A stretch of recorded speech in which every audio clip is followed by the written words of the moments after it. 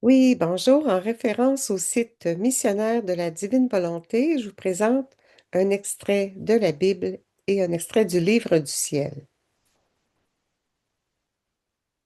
En ce temps-là, Jésus, marchant vers Jérusalem, traversait la région située entre la Samarie et la Galilée. Comme il entrait dans un village, 10 lépreux vinrent à sa rencontre.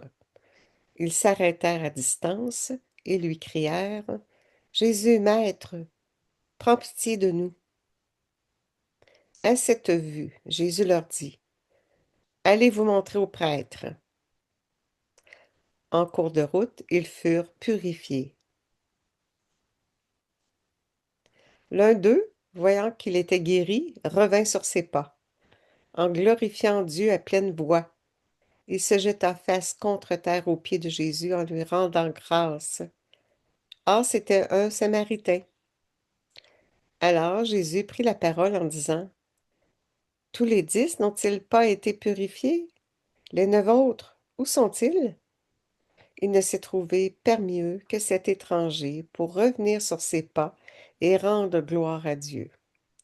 Jésus lui dit: Relève-toi et va, ta foi t'a sauvé. Acclamons la parole de Dieu. Louange à toi, Seigneur Jésus. Dans le livre du ciel au tome 30,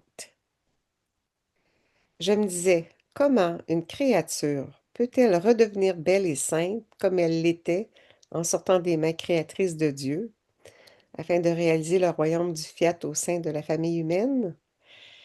Et mon bien-aimé Jésus me surprit en me disant: Ma fille, toutes les œuvres de notre être suprême sont parfaites et achevées.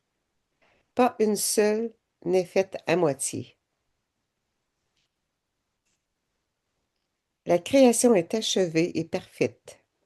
De fait, les choses de nécessité absolue ne sont pas nombreuses comparées au luxe, à la splendeur de notre puissance, de notre amour et de notre magnificence. Faudra-t-il que l'homme, celui pour qui toutes choses ont été créées, soit notre seule œuvre défectueuse et inachevée?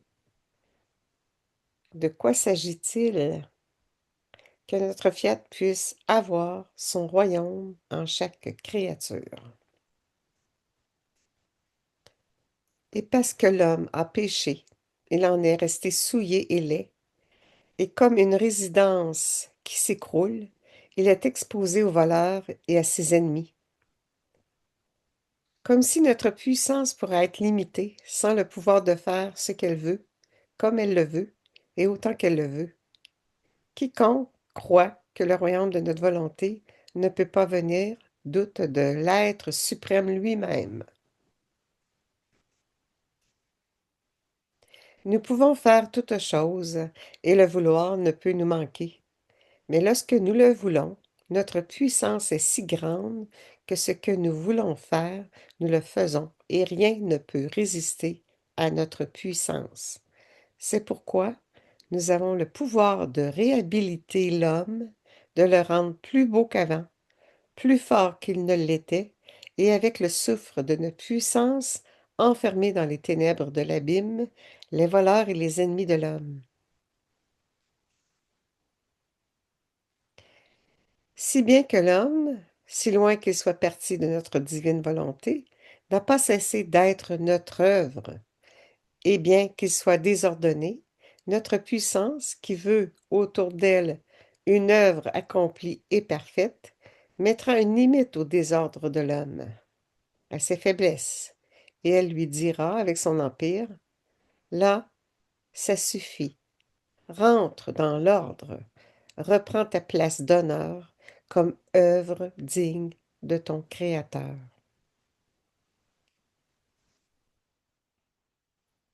En terminant, prière de Louisa, tome 19. Suprême Majesté, ta petite fille vient à toi, sur tes genoux paternels, te demander que tous puissent connaître ton fiat, ton règne. Je te demande le triomphe de ta volonté, afin qu'elle domine et règne sur tous. Je ne suis pas la seule à te le demander, mais avec moi toutes tes œuvres et ta propre volonté. C'est donc au nom de tous que je te demande, je supplie ton fiat. L'être suprême est extrêmement touché par ce refrain. Alors oui, l'être suprême est touché. Que ton fiat procède maintenant à l'instauration de ton règne en nous tous. Merci, bonne journée.